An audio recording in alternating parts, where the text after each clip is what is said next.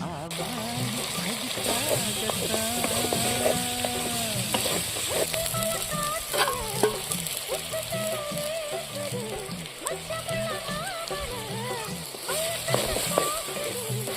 பக்கம் வந்து வருது பார்க்கவா, ஆ, பந்தி வச்சு பசிய தீக்கவா.